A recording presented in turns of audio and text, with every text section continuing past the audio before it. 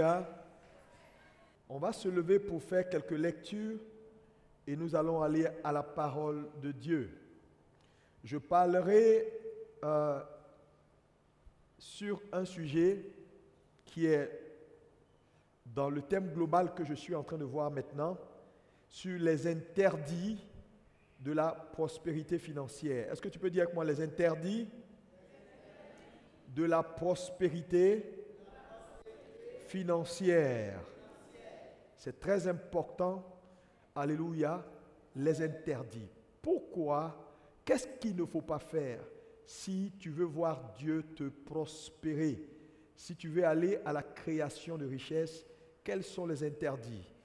La richesse a des totems et c'est important pour l'Église de les savoir. Alléluia. Nous allons lire ensemble Proverbe 23, verset 5, Proverbe 23, verset 5, Luc 16, verset 11. Nous allons faire quelques lectures. Oui. Proverbe 23, verset 5. Veux-tu poursuivre du regard ce qui va disparaître? Car la richesse se fait des ailes. Et comme l'aigle, elle prend son vol vers les cieux. Et comme l'aigle, elle prend son vol vers les cieux. Luc 16, verset 11. Luc 16, verset 11, oui. Luc 16, verset 11. Si donc vous n'avez pas été fidèle dans les richesses injustes, qui vous confiera le véritable? Si vous n'avez pas été fidèle dans les richesses injustes ici c'est l'argent. Si vous n'avez pas été fidèle, qui vous donnera les richesses véritables? Ça veut dire obtenir des richesses véritables passe par ta fidélité dans la gestion de ce qui est injuste. Alléluia. Proverbe 6, verset 6 à 8. Proverbe 6, verset 6 à 8. Proverbe 6, verset 6 à 8. Oui. Va vers la fourmi paresseux. Va vers la fourmi paresseux. Considère ses voies et deviens sage. Considère ses voies et deviens sage. Elle n'a ni chef. Elle n'a ni chef, Ni inspecteur. ni inspecteur, Ni maître. ni maître. Elle prépare en été sa nourriture. Elle prépare en été, ça veut dire elle fait de la planification. Elle amasse pendant la moisson de quoi manger. Elle amasse pendant la moisson de quoi manger. Paresseux. Oui. Jusqu'à quand seras-tu couché? Jusqu'à quand seras-tu couché? Quand te lèveras-tu de ton sommeil? Quand te lèveras-tu de ton sommeil? Un peu de sommeil. Oui. Un peu d'assoupissement. Mhm. Un peu croiser les mains. Oui. Pour dormir. Uh-huh. Et la pauvreté te surprendra. Et la pauvreté te surprendra. Proverbe 13, verset 22. Oui, vas-y. L'homme de bien a pour héritier les enfants de ses enfants. L'homme de bien a pour héritier les enfants de ses enfants. Mais les richesses du pécheur sont réservées pour le juste. Les richesses du pécheur sont réservées pour le juste. Alléluia. Ça, c'est un verset que beaucoup de gens lisent, mais qui ne comprennent pas du tout. Ce n'est pas le sujet de ma prédication, sinon ça va me prendre un peu de temps, mais c'est très profond. Dis Amen. Amen. Matthieu 25, verset 27. Matthieu 25, verset 27. Oui. Matthieu 25, verset 27. Oui. Il te fallait donc remettre mon argent au banquier. Et à mon retour, j'aurais retiré ce qui est à moi avec un intérêt. Dieu dit qu'il fallait remettre mon argent au banquier. Donc Dieu est intéressé par le profit. Par le profit. Alléluia. Et à mon retour, j'aurais retiré les intérêts. Alléluia. Terminons avec Ecclésiaste 11, versets 4 à 6. Ecclésiaste 11, 4 à 6. Oui. Ecclésiaste 11, 4 à 6. Celui qui observe le vent ne sèmera point. Et celui qui regarde les nuages ne moissonnera point. Oui. Comme tu ne sais pas quel est le chemin du vent, dis comment se forment les eaux dans le ventre de la femme enceinte. Tu ne connais pas non plus l'œuvre de Dieu qui fait tout. Dès le matin, sème ta sémence. Et le soir, ne laisse pas reposer ta main. Car tu ne sais point ce qui réussira. Ceci ou cela. Aussi l'un et l'autre sont également bons. Merci Seigneur. Est-ce qu'on peut acclamer la parole? Asseyez-vous. Ce matin, je veux que tu sois le plus sérieux possible. Pour m'écouter, je parlerai de développer l'intelligence de l'investissement. Dis avec moi, développer l'intelligence de l'investissement. Ce sous-thème est dans une série appelée les interdits de la prospérité financière. Les interdits de la prospérité financière. C'est-à-dire, nous allons voir point après point les différents interdits. Alléluia. Si vous voulez que Dieu vous bénisse, parce qu'il n'y a plus de débat, il n'y a plus de débat sur est-ce que Dieu veut qu'on soit béni, est-ce que Dieu veut qu'on ait de l'argent ou pas. Ça fait un certain moment où nous enseignons pourquoi la plupart des chrétiens sont pauvres et limités. Nous avons expliqué un certain nombre de raisons qui font que les chrétiens ne s'en sortent pas. Alléluia. Et là, nous parlons maintenant d'interdits. D'interdits. Et le premier point que je voulais développer avec vous ce matin, c'est l'intelligence de l'investissement. Il faut être convaincu d'une chose. Dieu veut que vous soyez prospères. Regarde ton voisin, dit, Dieu veut que tu aies beaucoup d'argent. Oui, il n'y a pas de débat. Parce que Dieu poursuit des objectifs. En te permettant d'avoir beaucoup, Dieu veut que tu sponsorises l'évangile, Dieu veut que tu vives bien et Dieu veut que tu sois une source de bénédiction. Ces trois raisons-là sont largement suffisantes pour que tu comprennes que Dieu te veut prospère et celui qui gagne avec ta pauvreté, ce n'est pas Dieu, c'est Satan. Et je vous ai expliqué que le problème, c'est qu'il n'y a que deux comptes dans le monde entier. Il y a le compte lié au royaume des cieux et le compte lié au royaume des ténèbres. Le compte lié au royaume des cieux, c'est l'ensemble des richesses des croyants nés de nouveau. L'ensemble des richesses des croyants nés de nouveau. Le compte lié au royaume de lumière, c'est l'ensemble des richesses des croyants nés de nouveau.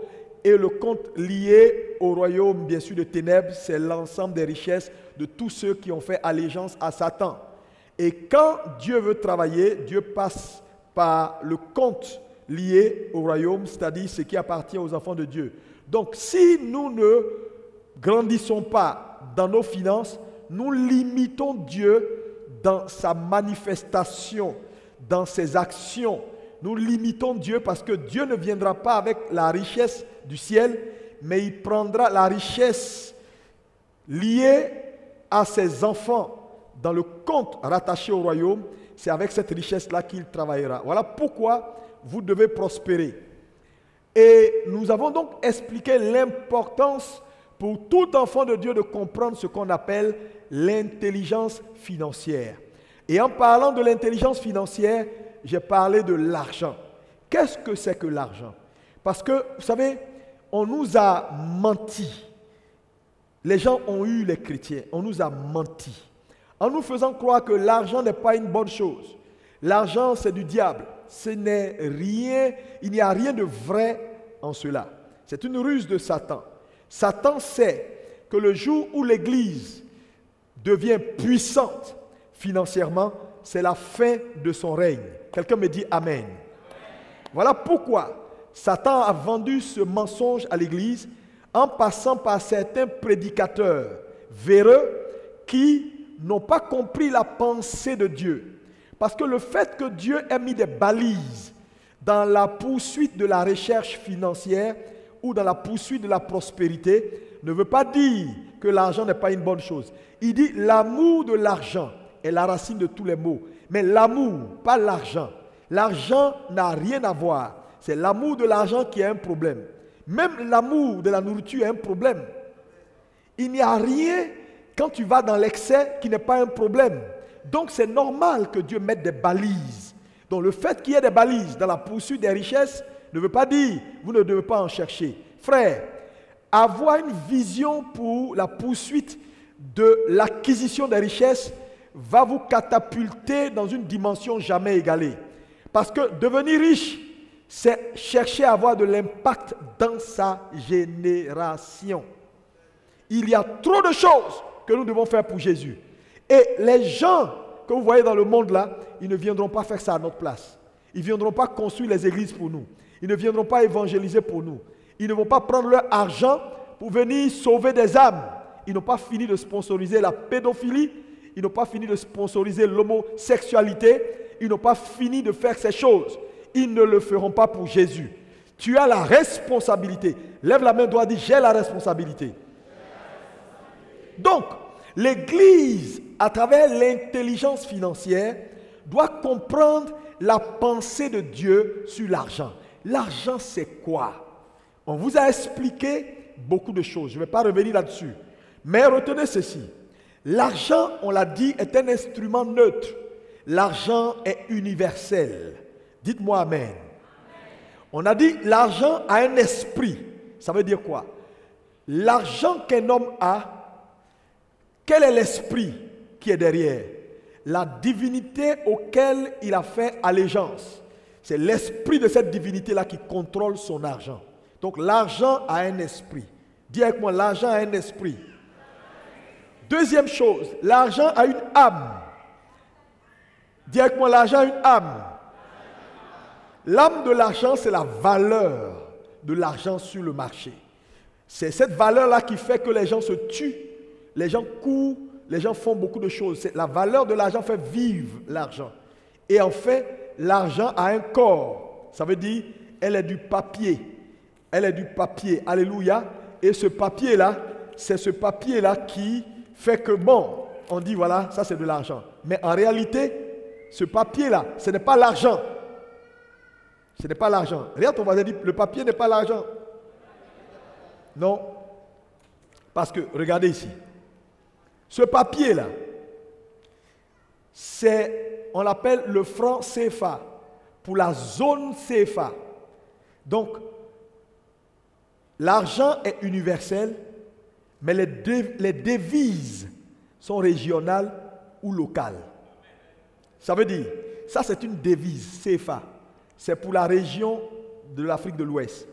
Tu vas aux États-Unis, dans un bureau de change, tu déposes ça, ils vont dire, c'est quoi ça?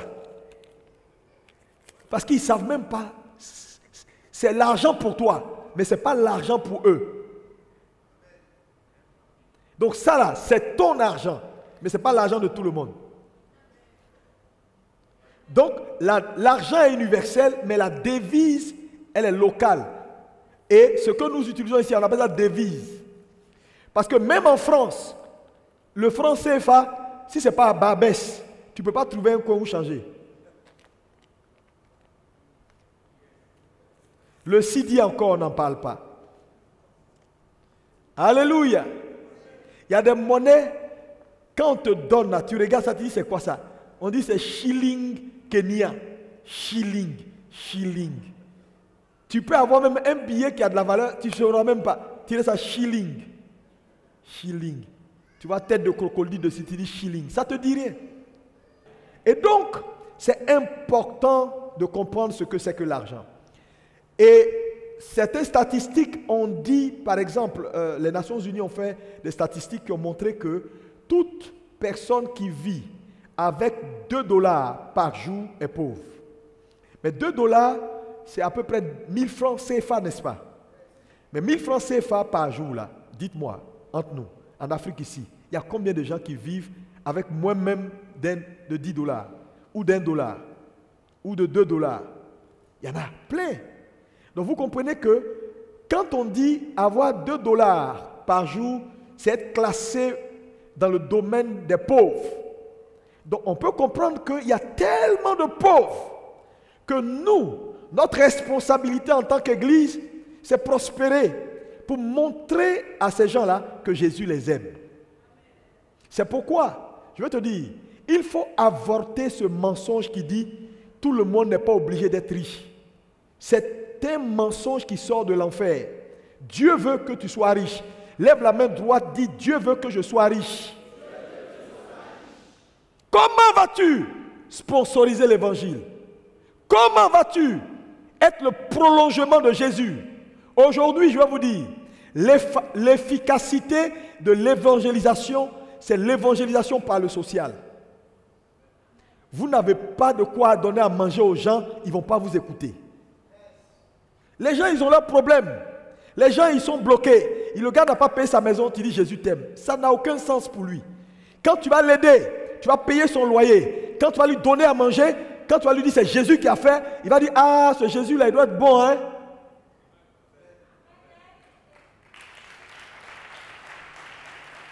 C'est pourquoi je vais vous dire, vous savez, les histoires d'aller s'arrêter dans le métro, prendre mégaphone, ah, crier sur les gens, ils ne vous écouteront pas. Les histoires de prendre mégaphone, t'arrêter dans la rue, crier, les gens ils ont les vitres, ils ferment leurs vitres, ils mettent la musique à fond, tout est bavardage là, c'est bon pour les gens qui passent. Un évangile qui a de l'impact, il faut qu'au préalable, le cœur soit ouvert. Sinon la semence va tomber dans des pierres et elle ne va pas produire. Si quelqu'un ne t'ouvre pas son cœur, ta semence ne sera pas productive. Mais pour ouvrir le cœur de quelqu'un, ce n'est pas crier sur lui. C'est faire des actions préalables qui vont le mettre dans un état favorable à ce que tout ce qui sortira de ta bouche puisse produire. Voilà l'efficacité de l'évangélisation. Ce n'est pas crier. Ah non, tu t'es promené, tu as crié pendant 1 heure, tu dis j'ai servi Dieu. Tu t'es fatigué. Parce que Dieu, c'est en termes de gain. Ce n'est pas en termes de gaspillage de temps. Tu as gaspillé ton temps, mais il y a eu combien qui ont réellement accepté? 0. Et malheureusement, nos rues sont remplies de gens ignorants. Oh, quelqu'un me dit Amen. Donc si ça, ce n'est pas l'argent, nos cartes de crédit aussi, ce n'est pas l'argent. Ce n'est pas l'argent. Donc l'argent, c'est quoi? Je vais te donner 2 choses. L'argent, c'est tout ce que tu as, que tu peux utiliser en échange de ce que tu veux. C'est tout. Maintenant, mets dans ce que tu as là, tout ce que tu veux. Donc l'argent peut devenir ta capacité. L'argent peut devenir ton intelligence. L'argent peut devenir ta force. Ouais, l'argent est universel. Parce que si l'argent est un moyen d'échange, c'est tout ce que tu as que tu peux vendre pour obtenir ce que tu recherches. L'argent, c'est également, c'est important. Alléluia.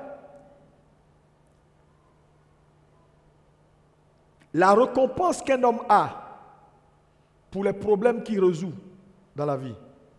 Donc l'argent est une récompense pour le bien que tu investis dans la vie des autres. Donc si on considère l'argent comme ceci, alors l'argent n'est pas du papier, ce n'est pas une carte de crédit. Hein? Allô? Gloire à Dieu. Ce matin, je vais mettre l'accent sur ce que j'appelle l'intelligence de l'investissement. Est-ce qu'on peut dire avec moi l'intelligence de l'investissement? Plus fort pour que ça rentre dans ton cœur. C'est quoi l'intelligence de l'investissement? Numéro 1, il faut comprendre. Lorsqu'on parle d'intelligence de l'investissement, c'est une affaire de mental. Nous parlons d'interdits, les interdits de la prospérité financière.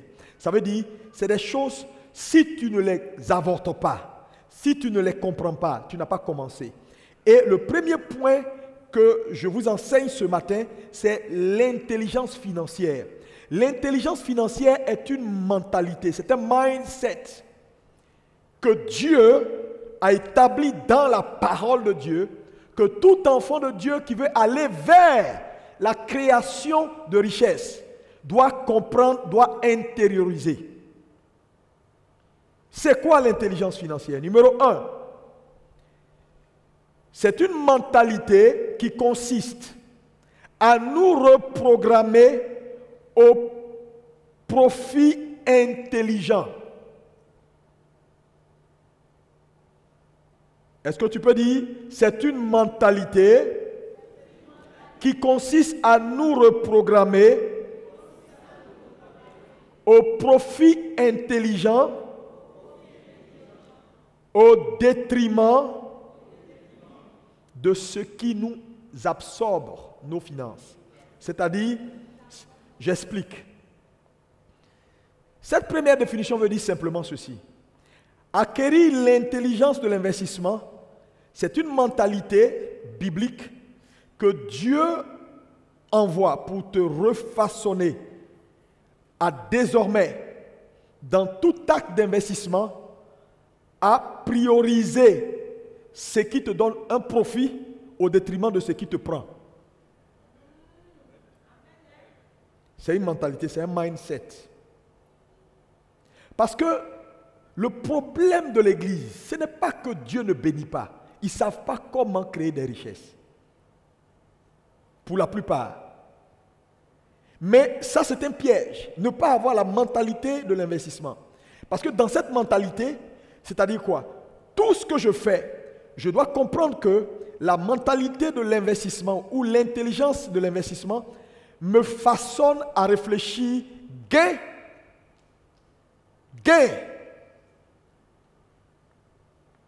au détriment de perte. Donc, dans ce que je fais, je vais équilibrer par exemple mes actions de telle sorte que tout ce qui me prend beaucoup d'argent au détriment de ce qui m'apporte, je privilégie ce qui m'apporte. Par exemple, dans nos maisons, on a beaucoup de choses. On a abonnement A, abonnement B, abonnement C, Canal Horizon, StarTime, tant. On a beaucoup de choses, mais en réalité qui ne nous apportent pas grand-chose. Mais qui, dans le mois, nous prennent beaucoup d'argent inutilement. Donc, que faire? L'intelligence dans l'investissement te permet à un moment donné, de recadrer autour de toi et de balancer de telle sorte que ce qui t'apporte soit beaucoup plus que ce qui te prend.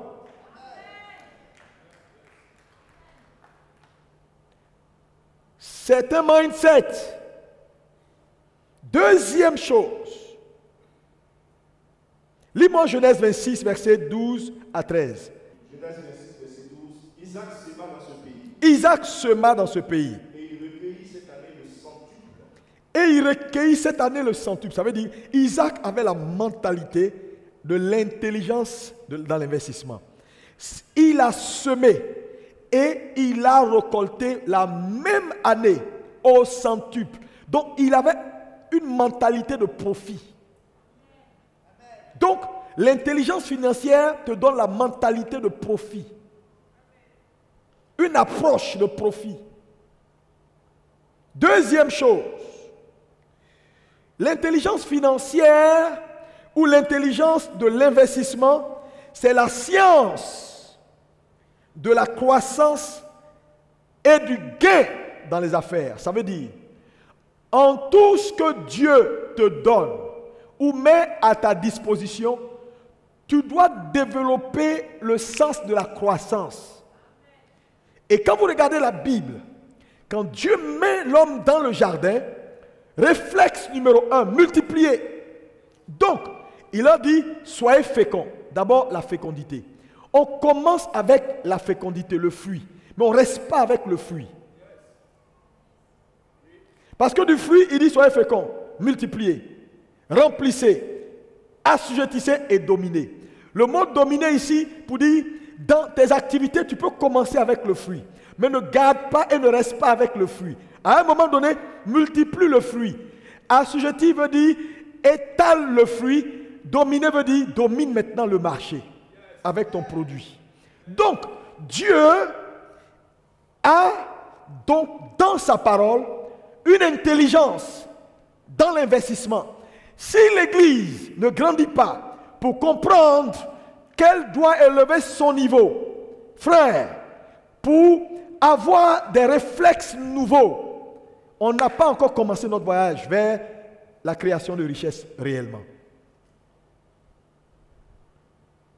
Troisième chose qui représente l'intelligence de l'investissement, c'est une mentalité qui nous éduque à prioriser dans nos affaires ce qui gagne en valeur au détriment de ce qui est déprécié en valeur. Ça veut dire, si par exemple, tu as des choix à faire entre investir dans un business de taxi ou investir dans un business d'immobilier, l'intelligence de l'investissement, tout de suite, t'a formaté. Tu as regardé dans ce que je suis sur le point de faire. En valeur, est-ce que ces choses-là, avec le temps, elles augmentent en valeur ou elles diminuent en valeur? Donc, mon choix est clair. Je vais vers l'immobilier au lieu d'aller vers, par exemple, le transport. Parce que les voitures se déprécient au fur et à mesure que le temps passe. Alors que l'immobilier gagne en valeur avec le temps qui passe. Est-ce que quelqu'un peut me dire amen? Donc, l'intelligence de l'investissement te donne d'être un homme équilibré pour aller à l'essentiel. Et ça, c'est la volonté de Dieu pour l'Église. Quelqu'un me dit amen bien. Que ton amen soit meilleur que ça. Alléluia. Alléluia. Lis-moi Luc 19, verset 13. Luc 19, verset 13. J'espère que tu es béni. Hein? Luc 19, verset 13. Allez-y. Il appela 10 de ses serviteurs. Oui. Il leur donna 10 000. Et leur dit, faites-les valoir jusqu'à ce que je revienne. Il leur dit, faites-les valoir. Donc Dieu a l'intelligence de l'investissement. Quand Dieu te donne quelque chose, réflexe numéro 1 du Créateur, il faut faire valoir. Il faut faire valoir. Dis à ton frère, fais valoir. Encore plus fort. C'est pourquoi un homme qui ne comprend pas ce que nous sommes en train de dire ce matin, je dis, mon ami, parle en langue, donne des grosses offrandes, tu ne vas pas prospérer. Parce que Dieu a une pensée que nous devons adopter. Si nous voulons voir nos vies transformées, il dit, il a donné des mines et il dit, faites-les valoir.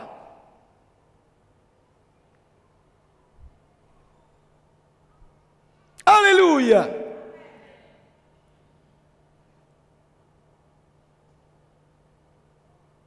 Pour Ramaka. Quatrième élément important ici. L'intelligence de l'investissement est une mentalité qui nous façonne à penser multiplication en valeur et en numérique. C'est-à-dire, tout ce que Dieu met dans nos mains, on a la mentalité de la multiplication. Ça veut dire, quelqu'un qui a l'intelligence de l'investissement, lui ne voit que le gain. Comment il va multiplier? Comment il va accroître? C'est pourquoi lorsque le maître est revenu, quand il a appelé les personnes à qui il a remis les talents, il a félicité ceux qui ont multiplié leurs talents, mais il a maudit la personne qui a gardé le talent. Ça veut dire quoi? Tout investissement que Dieu fait dans ta vie, qu'importe l'investissement, tu dois comprendre qu'avoir l'intelligence de l'investissement, c'est toujours, il faut que la chose passe du A à plus.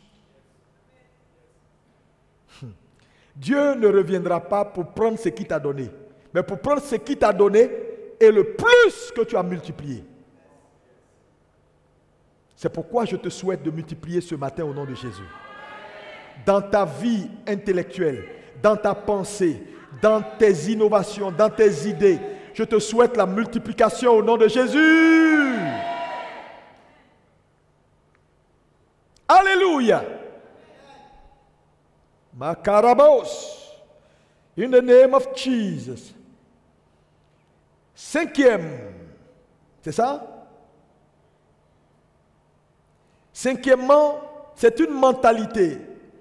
L'intelligence de l'investissement est une mentalité qui a pour objectif de nous envoyer à un niveau où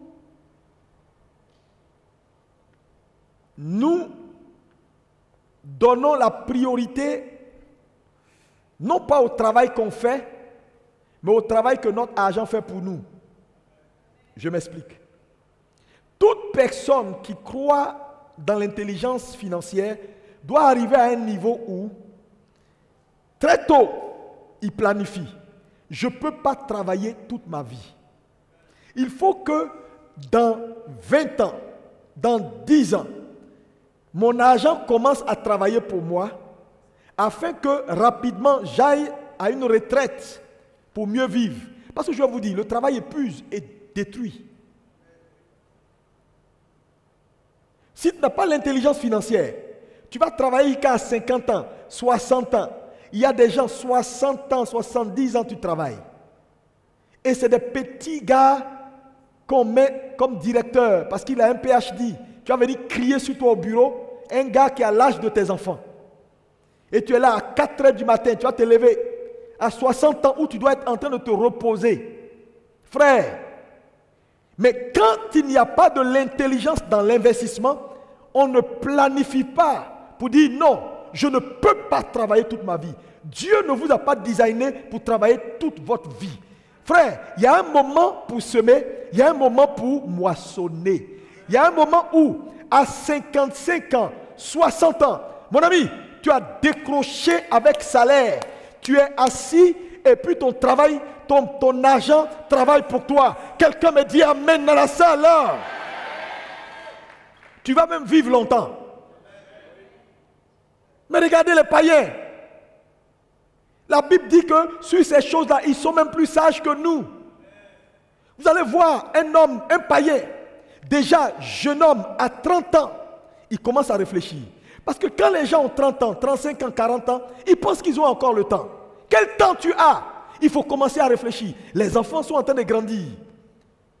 Regardez les païens. Quand vous voyez, ils ont 4, 5, 6 maisons là. Ce n'est pas pour rien. Hein? Ils ont maison à Miami, maison à Las Vegas, maison à New York, maison à Sydney. Ce n'est pas des maisons pour avoir des maisons. Chaque maison est thérapeutique. Ça veut dire quoi? Il construit une maison à Assini parce qu'il sait que là-bas c'est le bord de l'eau, il y a le chant des oiseaux, il fait une grosse villa. Quand il est stressé, c'est là-bas il va pour se reposer, pour déstresser.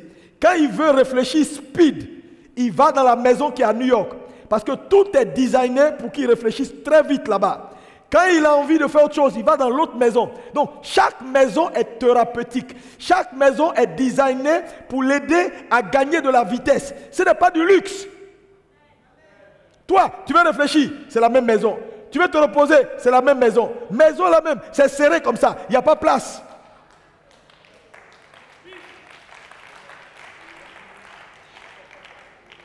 Alléluia. Mais c'est normal que les gars là vivent longtemps. Je vous dis, le stress qui est là, le stress, c'est pas bon. Hein? Quand ils vont se coucher au bord de la mer là-bas, là, ils sont couchés là, ils prennent un peu de thé, leur téléphone, ils jettent ça quelque part, ils sont là avec les enfants, dans la piscine, ici. Frère, c'est thérapeutique. On ne travaille pas toute la vie. Quand il prend son téléphone, c'est pour donner des instructions. On dit non, non, non, il y a eu un virement qui est passé hier. Bon, le 3e virement va passer demain. Son agent travaille pour lui. Pendant qu'il dort, il se fait des millions. Pendant qu'il garde sa santé, il se fait des millions. Quand toi, tu es levé à 6 heures et tu es en train de te battre dans les embouteillages pour arriver à 8 heures au bureau, sinon, le pointage, ton patron va crier sur toi, lui, il est en train de ronfler. Il se réveille vers 13 heures, 14 heures. Tu comprends? Maintenant, il passe 2 coups de fil, 3 coups de fil. Vers 17 heures, il est au sport. Toi, ton patron dit, tu restes jusqu'à 22 heures, hein, on n'a pas fini les rapports. Et puis tu es là, le tonton, le vieux est là. Pourquoi? Parce que tu n'as pas compris qu'à un moment donné, Dieu veut que tu aies de l'intelligence dans l'investissement. Alléluia, alléluia. Dis-moi amen. Hein. Oh, quelqu'un me dit un bon amen. Je prophétise dans cette église, pour certains, 50 ans, ce sera bon. 55 ans, bon. 60 ans, tu ne peux plus travailler pour quelqu'un. Dis-moi amen. Que Dieu te prospère. Non. Quelqu'un vient te donner des ordres à 60 ans.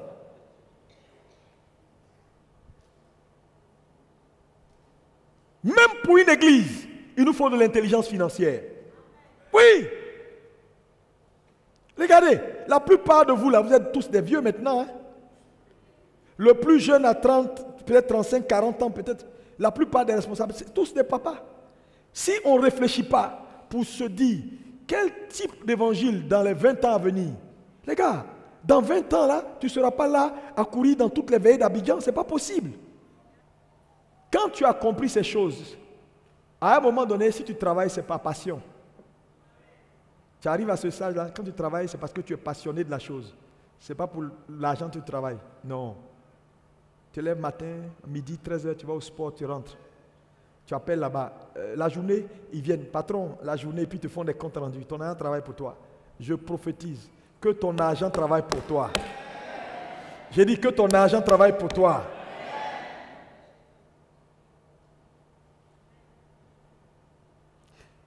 La mentalité appelée l'intelligence dans l'investissement est une mentalité essentielle pour l'Église aujourd'hui.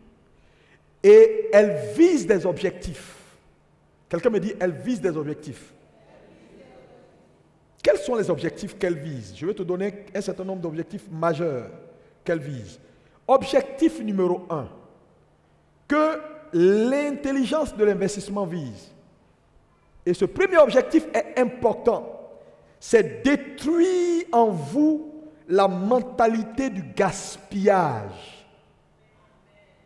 Luc 12, verset 42, pasteur, lis-moi ça. Luc 12, verset 42. Oui? Et le Seigneur dit, oui? quel est donc l'économe fidèle et prudent que le maître établira sur ces gens pour leur donner la nourriture au temps convenable. Oui? Heureux ce serviteur de son maître à son arrivée trouvera faisant ainsi. Lis-moi maintenant Jean 6, verset 12. Jean 6, verset 12. Oui, Jean 6, verset 12. Verset 12.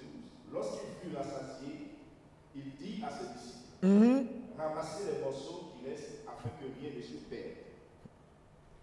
Voilà la mentalité que Jésus veut communiquer à l'Église. Le Dieu Tout-Puissant dit, j'ai fini le miracle, mais je ne veux pas de gaspillage. Ramassez-moi tout pour que rien ne se perde. Donc, l'objectif numéro 1 de l'intelligence de l'investissement, non seulement c'est de te formater, mais elle vise également à détruire la mentalité de gaspillage. Dieu a horreur du gaspillage. Moi, je ne le comprenais pas avant. Hein. Et je l'ai dit ici au premier culte, j'ai compris que c'est ma femme qui avait raison.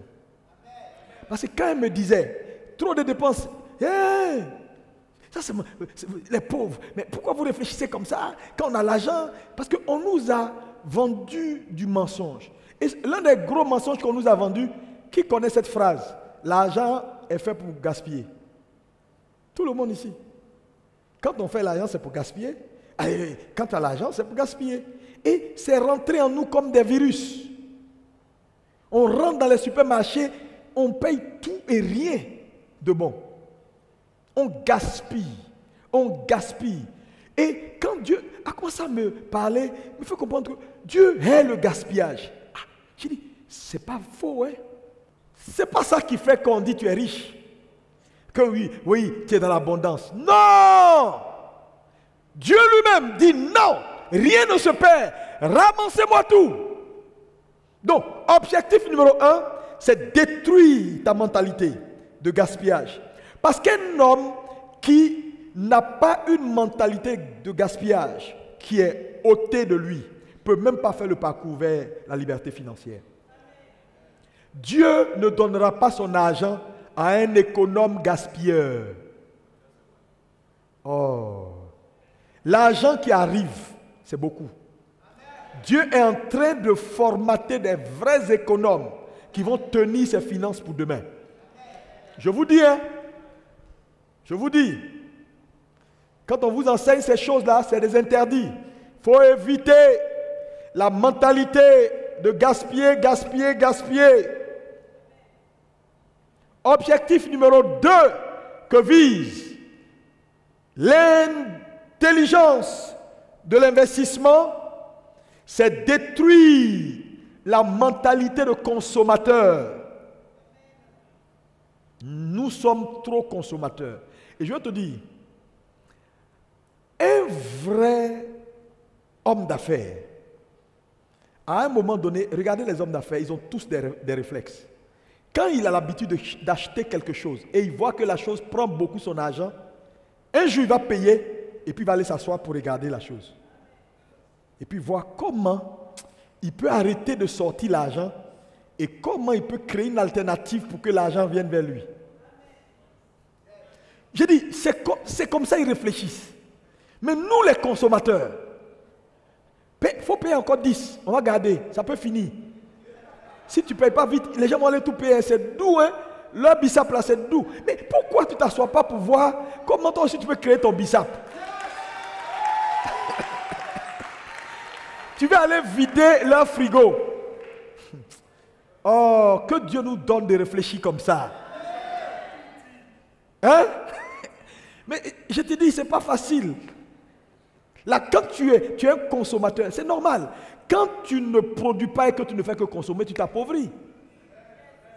C'est pourquoi vous allez voir que souvent, les gens qui ont acquis cette façon de voir et cette mentalité, à un moment même dans leur maison, quand ils ont vu que nos enfants aiment beaucoup le jus que nous payons comment on appelle ça, au supermarché, par exemple le bissap ou bien tant, et la maman elle réfléchit, elle va dire bon, on paye ça, la bouteille nous fait 1000 francs. Elle dit non. Et puis elle va au marché. Elle achète elle-même les feuilles. Et puis elle reproduit le même jus. Et puis elle fait ça à la maison. Et puis l'argent qu'on devait envoyer là, on n'envoie plus dehors. Donc elle commence à produire elle-même ce que les gens aiment consommer dans la maison. Où elle trouve des alternatives pour réduire les poches de dépenses. C'est ça la mentalité de l'investissement. Donc détruire la mentalité de nomadisme également. Chrétien nomade, il commence ici, aujourd'hui il est dans arachide, demain il est dans fer, après il dit je suis dans sable. Il n'a aucune stabilité dans les affaires, il ne tient pas dans le temps. Objectif numéro 3. Lis-moi Proverbe 10 verset 5 d'abord. Proverbe 10 verset 5. Celui qui amasse pendant l'été est un fils prudent. Celui qui dort pendant la moisson est un fils qui fait honte. Celui qui amasse pendant l'été est un fils prudent. Donc la prudence, notre capacité à investir, à amasser, à réfléchir de façon stratégique. Ça, c'est ce qu'on appelle la mentalité de l'investissement, l'intelligence dans l'investissement. Alléluia. Je veux prier pour quelqu'un dans cette salle. Que Dieu vous donne d'être des hommes constants au nom de Jésus. Parce que j'ai compris une chose, tout projet que tu te donnes, avec une certaine constance, tu finis toujours par y arriver. Le vrai problème, il n'y a rien que Dieu ne peut pas faire si vous êtes constant dans ce que vous poursuivez. Oh, Dieu finira par faire ce que tu poursuis avec constance et avec foi. Regardez le visage de nos églises. On ne fait que parler en langue. L'affaire d'argent, là, ce n'est pas une affaire optionnelle. Oh. Ce n'est pas option. À moins qu'on n'aime pas Jésus. On n'aime pas Jésus, on pense à notre petit ventre. Mais ton petit ventre là, je te donne 100 000 francs, c'est suffisant pour ton ventre. Si je te donne 100 000 francs maintenant, tu ne peux pas manger à midi là pour finir 100 000 là. Ton petit ventre là, il n'y a pas besoin d'argent pour ça. Ce qu'on poursuit dépasse notre ventre. L'évangélisation globale, l'impact. Frère, Satan fait des choses dans les nations. Je vous dis, si les gens vous disent ce qui se passe dans les pays arabes, les pays même européens, la Suisse, quand les gars parlent des trucs à Dubaï, là, Dubaï est petit, allez à Genève, allez en Suisse, la prostitution est légale. La prostitution est légale en Suisse. Les maisons closes, c'est légal, c'est comme si tu ouvrais une boutique. Ce que les Africains, le roseau, j'ai reçu une dame, le roseau, dans le temps, la plupart des dames qui sont en Suisse, c'est un roseau, ils m'ont donné le nom de la dame qui avait un roseau puissant de jeunes filles qu'elle envoyait depuis Abidjan, Cameroun, Allez voir, ces maisons-là sont remplies d'Africaines. Ce que les gens leur font. Satan est méchant. Satan a des vices.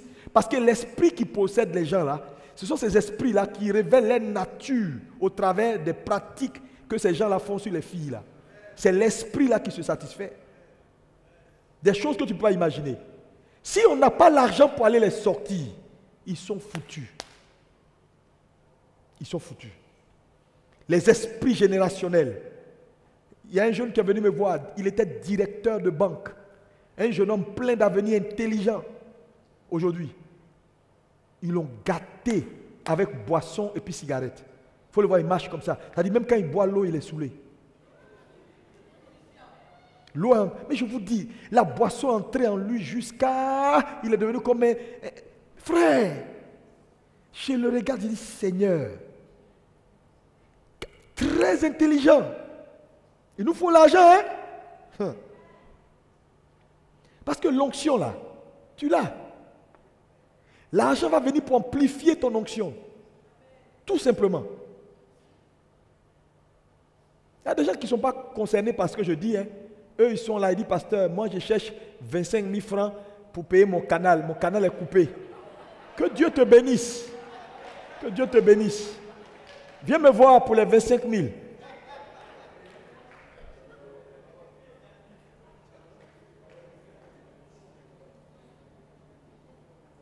Quatrième objectif, l'intelligence de l'investissement vise à détruire la mentalité des titres. Les Africains, on nous a eu avec les titres. On aime les gros titres. Ce n'est pas gros titre qui fait l'œuvre de Dieu.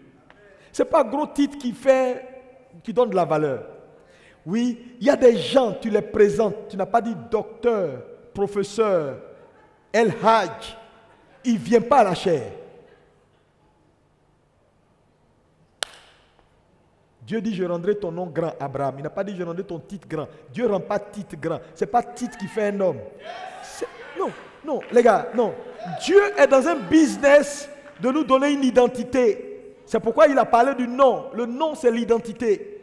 Dieu te donne une identité. Quand les gens te voient, ils savent qui tu es. Ce n'est pas des titres ronflants.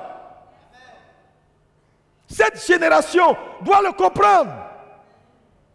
Je veux être directeur général. Oui, directeur général là, tu peux transférer ça comme héritage à tes enfants.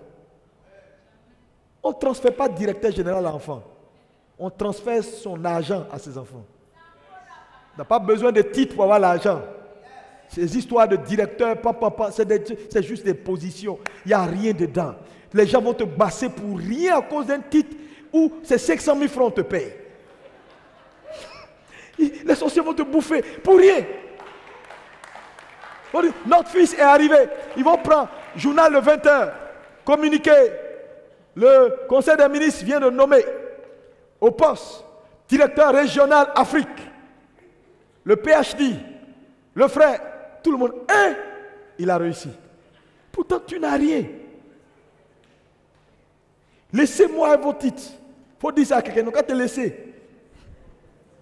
Toi, tu cherches l'argent pour servir Dieu. Dis Amen. Alléluia. Cinquième objectif.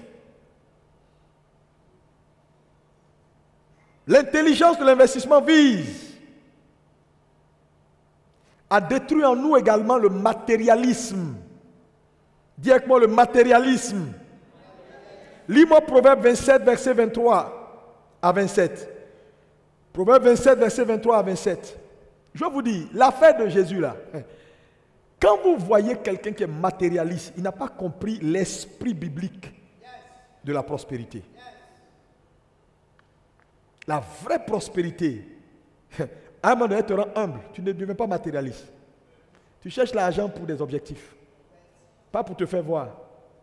Tu vas te faire voir par qui? Oui, lis-moi ça. Connais bien chacune de tes brebis. Oui. Donne tes soins à tes troupeaux. Car la richesse ne dure pas toujours. La richesse ne dure pas toujours. Maintenant, va dans un autre verset. Va dans Proverbe 16, verset 8. Proverbe 16, verset 8.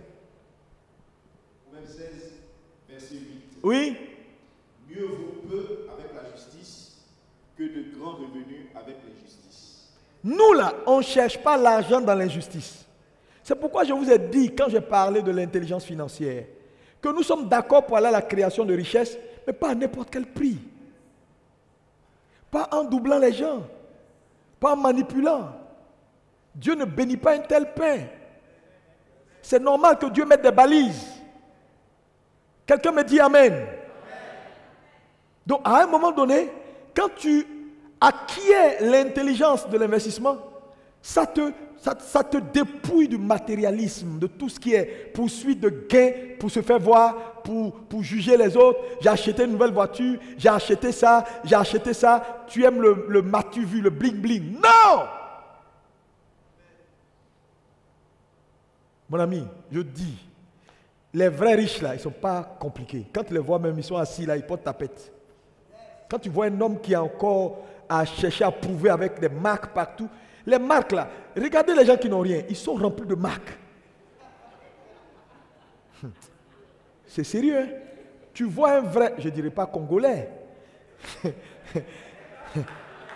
Chapeau Dolce Gabbana, ceinture Lacoste, cravate Yves Saint Laurent, chaussures Ted Lapidus, parfum, je ne sais pas, Versace. Et puis il marche comme ça. Ça là, c'est quand les gens se cherchent. Vraie réussite là. Non, quand tu es arrivé. Parce que quand tu es arrivé, tu es arrivé. Tu n'as rien à prouver.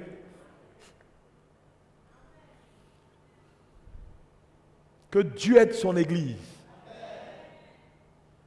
Beaucoup de gens prennent le prétexte d'être matérialiste pour dire non, Dieu veut qu'on soit prospère, Dieu veut qu'on vive bien, et ils embrouillent tout le monde avec. C'est comme un pasteur. Son affaire là m'a touché. Hein.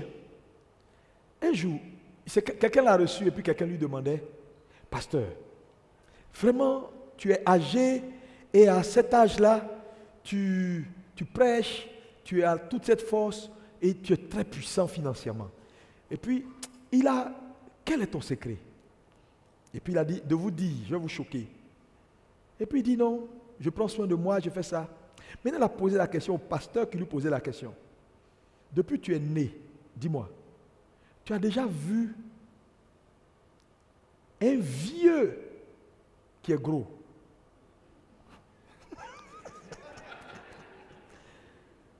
Sa question m'a... Et puis j'ai commencé à réfléchir. Un vieux gros. Il dit non. Il dit tu vois non. Tous ceux qui vieillissent sont minces. Parce que le pasteur là aussi, le pasteur qui lui posait la question était...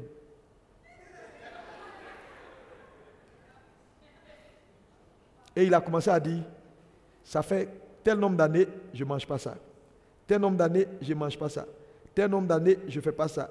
Tel nombre d'années, je ne fais pas ça. Il dit, il n'y a pas vieux qui est gros. Donc, si tu veux vivre longtemps, il faut maigrir. Aïe. C'est quelle réponse ça? J'ai dit, pasteur. Mais quand j'ai réfléchi, je me suis rendu compte qu'il a raison. Hein. Donc, j'ai rayé mon ventre. J'ai dit, si je suis malin, demande à ma femme. Maintenant, là, je fais mon sport doucement. C'est vrai, ça fait un peu mal. J'ai dit, Dieu est fidèle. Le ventre...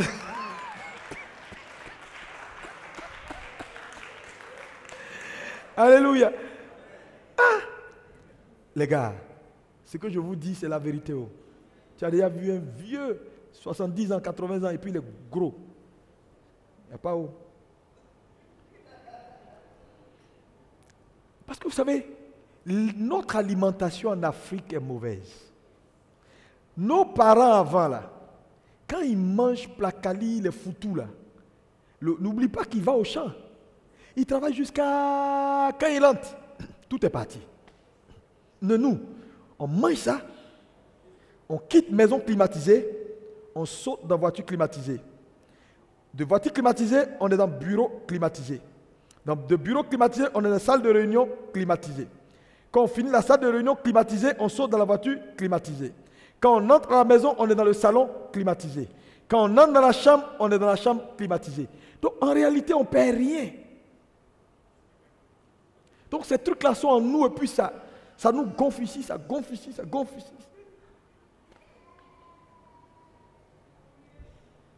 Donc, il faut qu'on fasse gaffe. C'était une diversion utile. Alléluia. Dis à ton voisin, tu as besoin d'argent pour faire la différence dans ta génération.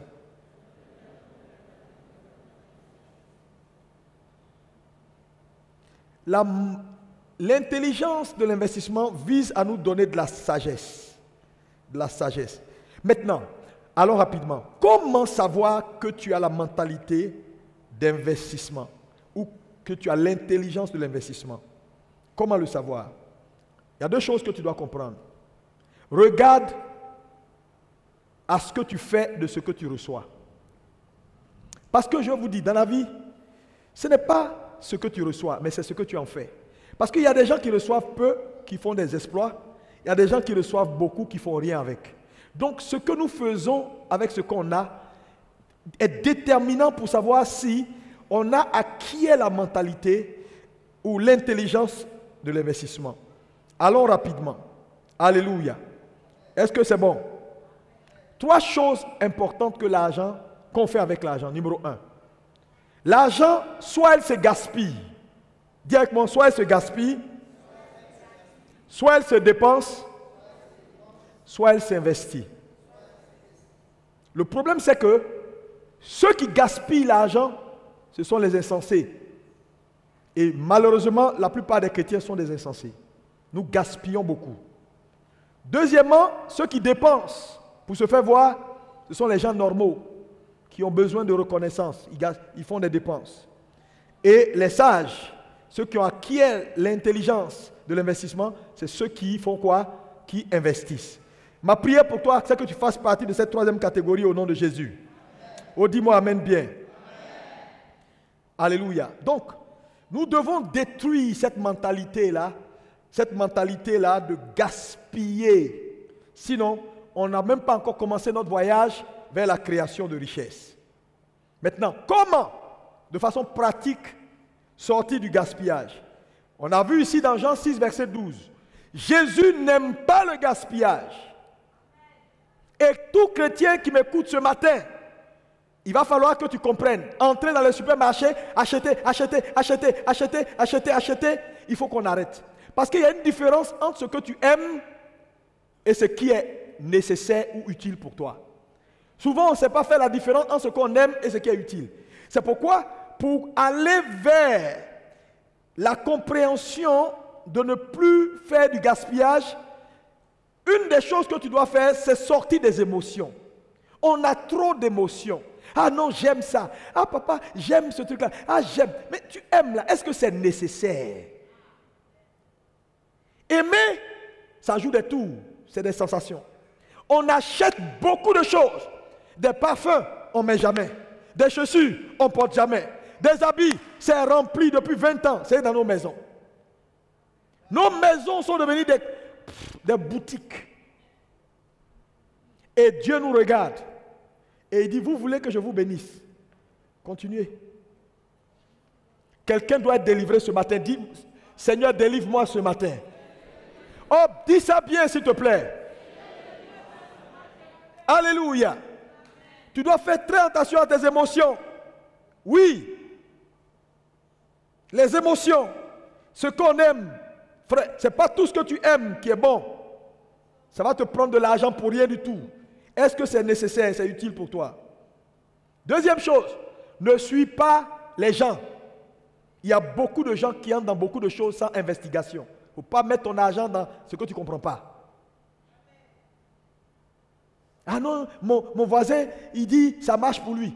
Tu n'es pas ton voisin. Toi, il faut faire des investigations avant d'entrer. Dieu n'aime pas le gaspillage. Tu vas perdre de l'argent. Ne suis pas les gens. N'écoute pas quelqu'un qui n'est pas un expert et qui n'a pas fait ses preuves dans la création de richesses. Tu veux me parler là, il faut que je vois tes preuves. Tu n'as rien fait, c'est toi qui as tous les conseils du monde. Ce que tu me dis là, commence par faire. Je vais voir que ça marche avec toi d'abord. Autre chose, apprenez à ne pas dépenser ce que vous n'avez pas. Ça veut dire quoi? Tes dépenses là, fais-les là où ta main arrive. Non, tu fais des trucs, tu n'as pas l'argent à la main, tu dépenses quand même.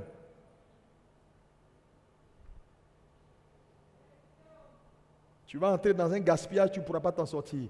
Et beaucoup de gens, on gaspille comme ça tout le temps parce qu'on veut faire comme tout le monde. Il paraît que ceux-là, c'est comme ça, ils font. Ma femme dit qu'elle veut changer sa voiture parce que la voisine en face a changé sa voiture. Pour elle, là, depuis, ça y est longtemps, là, on ne change pas. Boum, je prends l'argent, je vais payer une voiture. Est-ce que c'est utile? Parce que madame, je veux ça. Ça me plaît. Ça me plaît. Monsieur dit, si je ne fais pas, ils vont me sévrer à la maison. Le pauvre monsieur, la pression d'aller changer une voiture, pourtant il y a une autre voiture qui est là. D'aller faire ça, pourtant il y a ça qui est là. Je veux faire ça. Je veux aller à Washington pour faire mes cheveux. À Abidjan ici, ils n'ont pas de bon salon. Il va payer billet d'avion. Est-ce que c'est utile?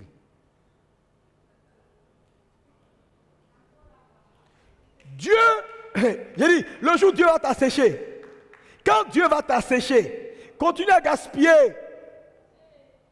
Quand il va t'assécher, tu vas avoir de la nostalgie pour tous les 1000 francs que tu donnais à gauche, à droite. Acclame bien le Seigneur. Alléluia.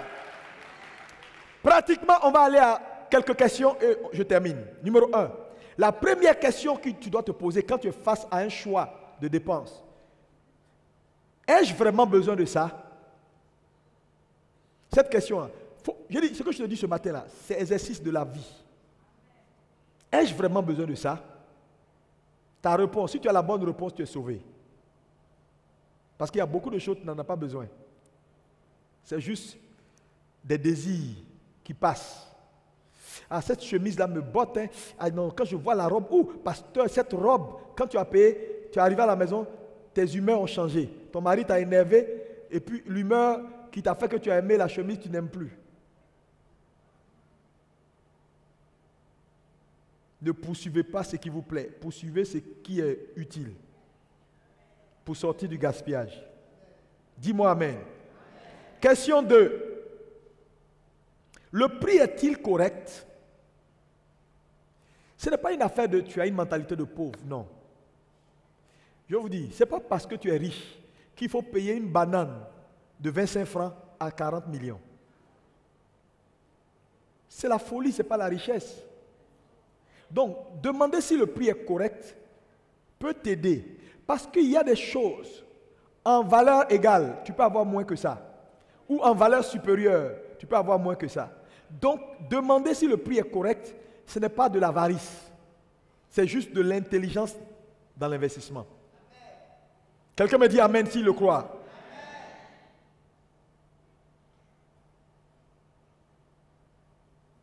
Troisième question que tu dois te poser. Le temps d'avoir cette chose-là, est-ce que c'est maintenant? Parce que la première question peut être oui, il te faut ça. La deuxième question peut être oui, le prix est bon. Mais la troisième question peut être non. Parce que, oui, j'ai besoin de cette chose, oui. Le prix est bon, mais est-ce que c'est maintenant que je dois l'avoir?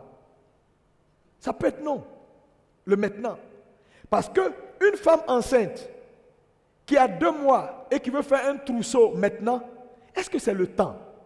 C'est bon qu'elle fasse un trousseau, n'est-ce pas? Les prix sont peut-être bons, mais est-ce que maintenant c'est approprié? Parce qu'on ne sait pas si c'est garçon ou femme qui est dans son ventre. Si c'est jumeau, on ne sait pas. Donc, le maintenant là n'est pas approprié.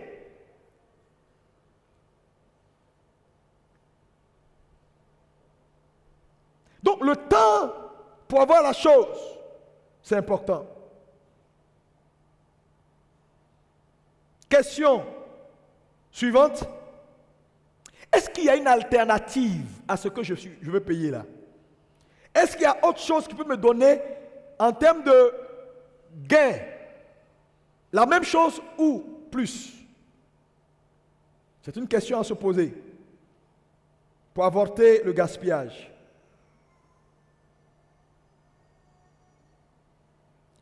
Question 5. C'est important la question 5.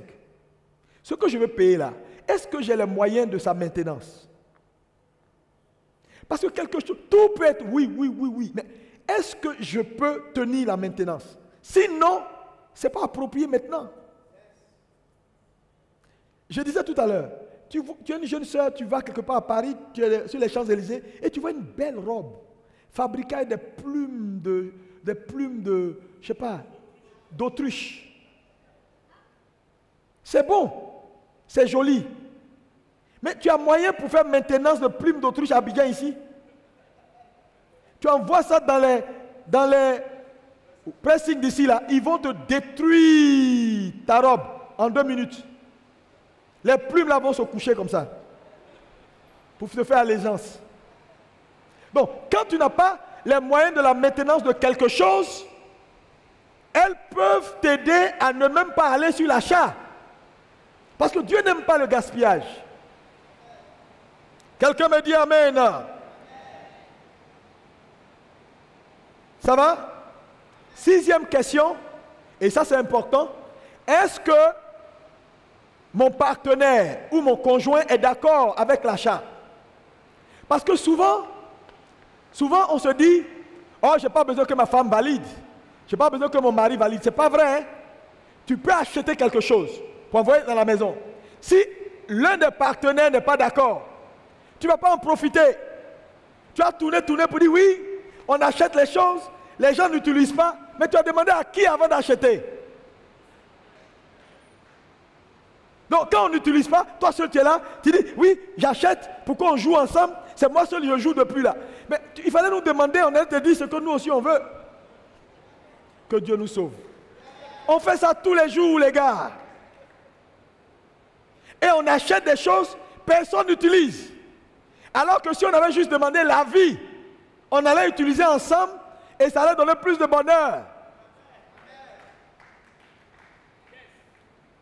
Oui, j'ai acheté une voiture pour ma femme et elle ne conduit même pas la voiture. Vraiment, je ne sais pas, les gens, tu les bénis. Mais avant d'acheter, tu lui as montré la voiture. Tu as acheté ce que tu aimes. Maintenant, elle ne monte pas dans ta voiture, tu te plains.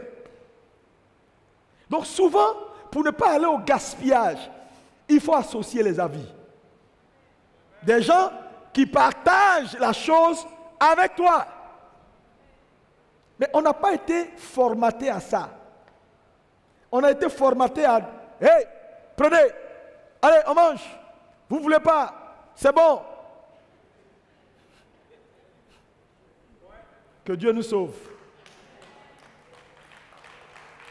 Acclame bien le Seigneur. 7e question, on va vers la fin.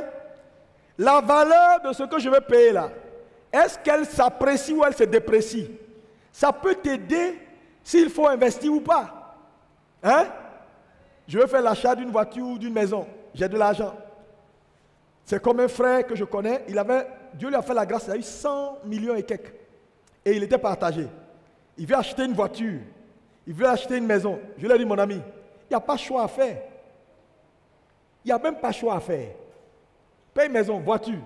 Tu as payé, quelqu'un va te cogner là et puis c'est fini.